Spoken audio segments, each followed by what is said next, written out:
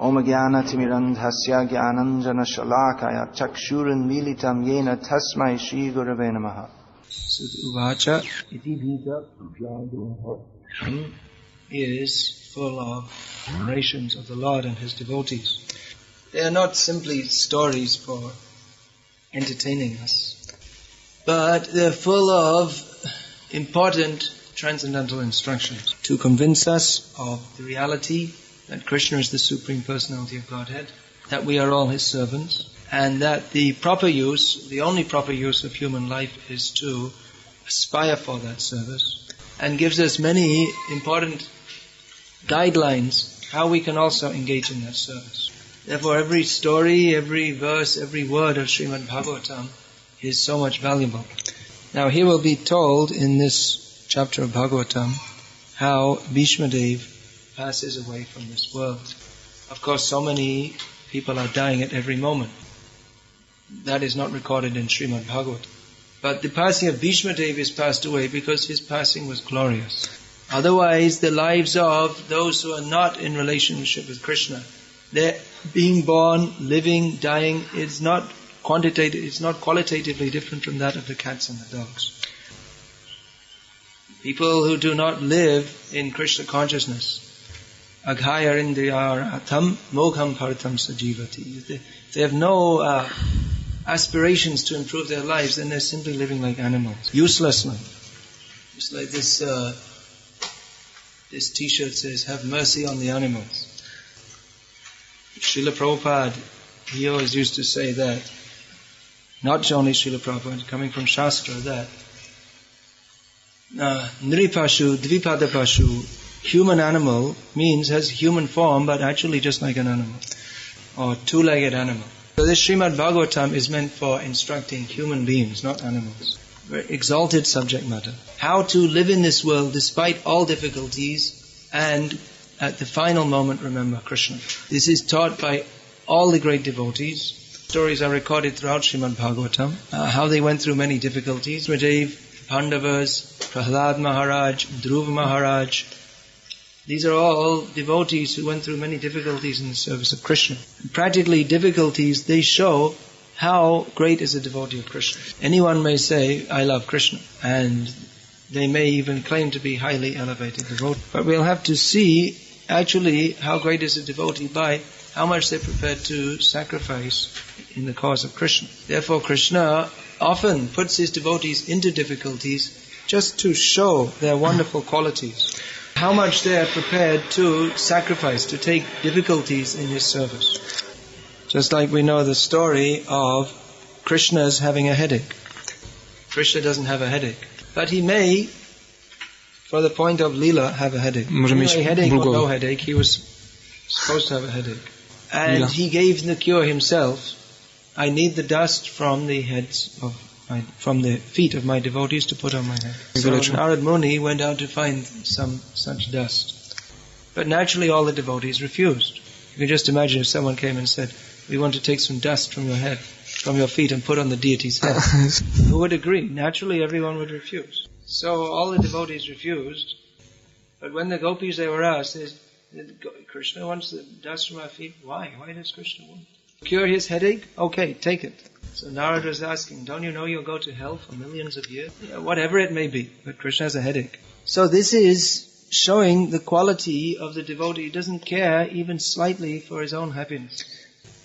And there are many, many examples of them. Here, Lord Krishna will demonstrate the qualities of Bhishma Dev, how lying on the bed of arrows, in that difficult position, he still maintained his clear consciousness and instructed Yudhishthira Maharaj in the principles of religion, and finally demonstrated the highest principle of religion by remembering Krishna at the time of death.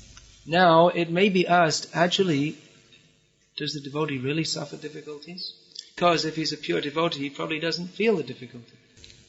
But actually, it's a fact that the devotee, even though he's a pure devotee, feels the difficulty. If he didn't feel the difficulty, well, then where would be the question of sacrifice in Krishna's service? Now, there are some cases where actually Krishna totally removes any feeling of difficulty. Just like Haridas Thakur, he was beaten in 22 marketplaces, severely beaten with canes.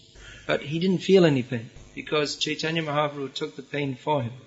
But the point is, he was ready to accept that pain rather than giving up his chanting of Hare Krishna. Khanda khanda hoy deho jai jadi pran tabe na chare bhavami beating. But I'll never give up this chanting of Hare Krishna. But generally, the devotee, they actually feel some difficulty. That makes them glorious. Just like when Prabhupada came to the Western countries, he had no friends, no money. There were certainly many difficulties. But those difficulties help a devotee to depend more and more on Krishna, understanding that there is no other shelter than Krishna. Naturally, when there's some feeling of difficulty, then we turn to someone else for help. At least a devotee turns to others for help. A demon will always like to rely on his own power. But a devotee realizes, I'm very small, very insignificant. Therefore, he always turns to Krishna for help. Just as a child turns to the parents for help. Therefore, difficulties actually for a devotee, they are welcomed. If we are simply living comfortably and have all arrangements for eating nicely, sleeping nicely, but no serious endeavor to work hard in Krishna's service, then we will become complacent. You're supposed to know this word. Complacent means that feeling, everything's okay. Everything's okay, no problem. Like this. Easygoing life. Ringing the bell and growing fat. Therefore, a pure devotee prays to Krishna, please give me difficulty. Just like Kunti Devi, the most remarkable prayer. Vipada santu tashashvat tatra tatra jagatkaro bhavato darshanam yatsyad apuna bhavadarshanam. She prayed to Krishna that before we had so many difficulties, she listed some of them. Vishan Mahagne Purushada Darshanata Satsabhaya Manavasa Mridhe Mridhe Neka Mahavatastruto Jonastrutas Chasma Hare Virakshita. She said, she just gave a summary. What are the difficulties that the Pandavas went through with Kunti Devi? One calamity after another. First of all, there was poison administered to Bhimasena. That's not first of all, but so many things with that. Then there was an attempt to burn the Pandavas. Then there was danger from the Hidimba, Rakshasa, man-eater. Then the most devastating experience of being called to the gambling match, Draupadi insulted, lost your kingdom, thrown out on the street. Now we read about this, we hear about it, and oh yeah. But we don't imagine a stressful situation that all of the great emperors of the world and just thrown out like beggars on the street, shamed, insulted. And for Bhimasena especially, even that was not as painful as the pain of not being able to retaliate and smash these rascals. Then having to live in the forest, though they were used to the highest comforts, even more opulent standard of living than the demigods in heaven. Then the terrible fight, which there were rivers of blood. Somehow the Pandavas were saved, somehow means by Krishna. And just when it was all finished, then again Ashwatthama sent the Brahmastra weapon to destroy Parikshit in the womb of Uttara. So all the time Kunti Devi was praying to Krishna, please protect my sons, please protect. Pahi, Mahayogi. That was their constant prayer. Please protect us. So then all the troubles were over, and Kunti Devi was praying to Krishna, no more problems? You should give us some more problems. All the time she's praying, please remove these problems. And then when all the terrible dangers are over, she's praying, please give us more problems. Can you imagine anyone will pray like this? Dear God, please give me some problems. Everyone is going, please remove my problem. Please help my son to pass his examination. Help my husband to get more money, so that we can enjoy the standard of happiness. But Kunti Devi is praying, give me problems. Because she thinks that if there are problems, then we'll remember you, Krishna, more intensely. Cross over birth and death. This is the standard of a pure devotee. Somehow or other he wants to remember Krishna. And in the difficulty, the devotee feels great happiness. Jota deko Vaishnava Vyabhaduk Nischoy Jane Hotaha Parananda Shuk. Vrindavan Das in the Chaitanya Bhagavat says, if you see a devotee suffering, you should actually know that to be the highest happiness. Bhakti Thakur also prays like that. that whatever difficulties come in your service, I will think that to be the highest pleasure. Why is that? How can difficulty be pleasure? Because the devotee thinks that, oh, Krishna is so kind to give me some difficulty so that I can remember him, depend on him, and execute the service to him. So it's not that the devotee does not feel difficulty. He does. But the difficulty for him is not a cause of suffering. But rather by depending on Krishna, he feels that I'm physically, mentally I may be feeling some difficulty. But because this enhances my attachment to Krishna, therefore he feels the greatest bliss. This is not just something theoretical, but we can all experience this in our lives. That if we deliberately take on difficulties in Krishna's service, deliberately means we don't take on unnecessary foolish difficulties. Just like someone might think, well, I will take bath outside with a bucket with cold water in the winter. So that would undoubtedly be difficult. But if your body gets sick and then you can't go out for book distribution or whatever your service may be, what is the value of such a difficulty? So there are definitely austerities in devotional service. But a devotee doesn't, the idea of mortification of the flesh, which is there in the Catholic faith, that is not exactly the kind of austerity that a devotee takes on. It means mortification. It means deliberately inflicting some suffering. Just like I don't know, but they used to have this, we don't eat meat on Fridays, we only eat fish. Because that's the idea that because you don't want to stop eating meat, therefore you stop for one day just to do something nasty to your body. Shortly before I was allowed to join this movement, I was staying for some time in a Catholic monastery in Ireland. They were vegetarian, so I asked them why they were vegetarian. It was mortification of the flesh. In other words, we'd like to eat meat, but we're not eating it just to make ourselves feel miserable. So this is useless. This is an example of a useless austerity. But for devotees, there are meaningful austerities. Austerities in the matter of sense control, such as no meat eating, no gambling, no illicit sex, no intoxication, no going to cinemas, no rock and roll, all these. Now, the idea is that in the neophyte stage, one may like these things, therefore deny himself. But as the devotee becomes more advanced, he's not even attracted to these things. Now, another kind of austerity is the austerity that comes naturally in the course of service. For instance, if a devotee is worshipping the deity, he may wake up one morning feeling very tired. And he'd like to stay sleeping till 6 o'clock in the morning, or maybe even 9 o'clock in the morning. But he doesn't do it because the service is to worship Krishna.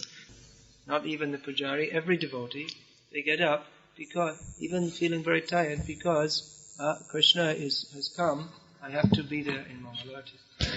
Or going out for preaching, for example, book distribution. We may have to go in the cold weather, meeting people who are not very nice sometimes. So we may find it difficult, but we do it anyway because it is our service to Krishna. So this kind of difficulty in devotional service is most purifying.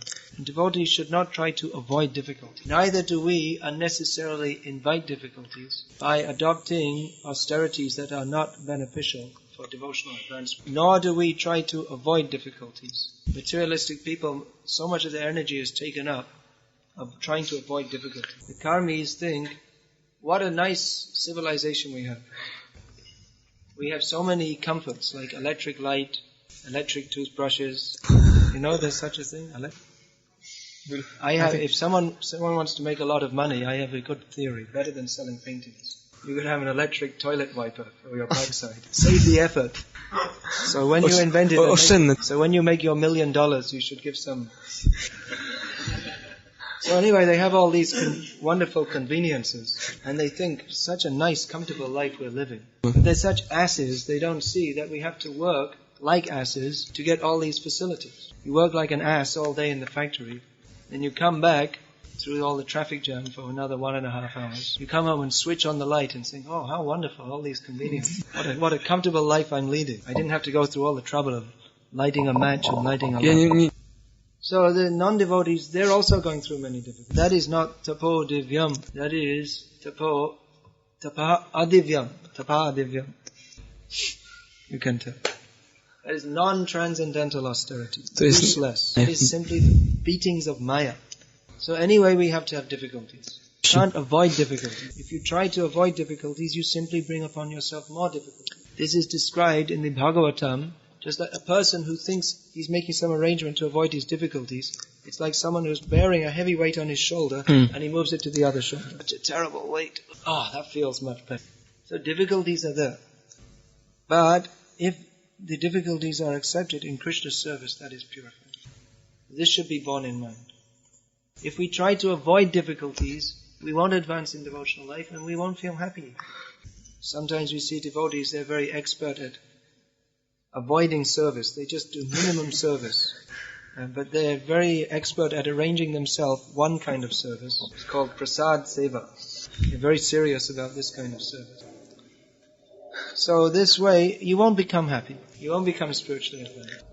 So better take on whatever difficulties are there, accept cheerfully in Krishna's service. Knowing that this is the means by which I will become purified. So this will be described in this chapter. How Bhishma Dev lay on a bed of arrows and instructed Yudhishthira about the principles of religion. Hare Krishna. Hare Krishna. Any question? Please. So it is said that Krishna gives protection. It is said, it means Krishna himself said, not just said, but by Krishna. Yeah, and Arjuna. Krishna asked also Arjuna. And someone can think that, I become surrendered to Krishna and it will be no difficulty in my life and I want to surrender because... Yeah, I will surrender to Krishna and Krishna will come and fan me. Krishna will go to the tax man and solve all my tax problems. He'll cook for me. Today you should cook this. And surrender to Krishna means that we surrender to Krishna, not that Krishna surrenders to us. Surrender to Krishna means to engage in his devotional service. If someone is thinking, I will go to Krishna and Krishna will solve all my difficulties, and that is a materialistic approach. Materialistic means we're thinking of our own selfish interest. But surrender means to act for the satisfaction of Krishna. So Krishna does deliver us from all difficulties. He delivers us from birth and death. There are only difficulties in this material world. In the spiritual world there are no difficulties. Krishna removes all our difficulties by removing us from the cycle of birth and death. But a person is only qualified to be removed from the difficulties of the material world if he's actually surrendered to Krishna. If he shows that he is prepared to accept all difficulties for Krishna. Otherwise, what is our qualification for going to the spiritual world? So Krishna may give us some difficulties just to test us and purify us. It doesn't mean we're outside the protection of Krishna. Protection and avoidance of difficulties, they're different things. Ultimately, Krishna will deliver us. But he wants to see how far our faith will go.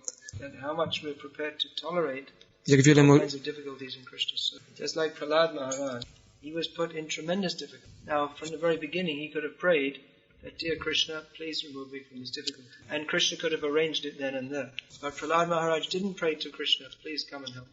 And ultimately, Krishna came in the form of Nrsimhadev. He personally came.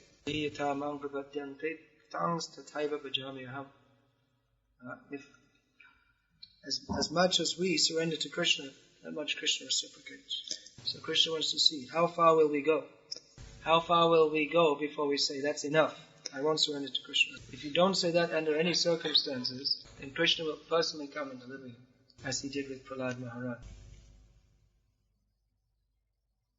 So materialistic people, they can't understand what Krishna means, what it means by Krishna's protection. They think, well, if the Pandavas went through so many difficulties, Prahlad went through so many difficulties, then what's the use of being a devotee? God's job is to make me feel happy. And if he doesn't do that, then I won't believe in him. And if I don't believe in him, then he won't continue to exist.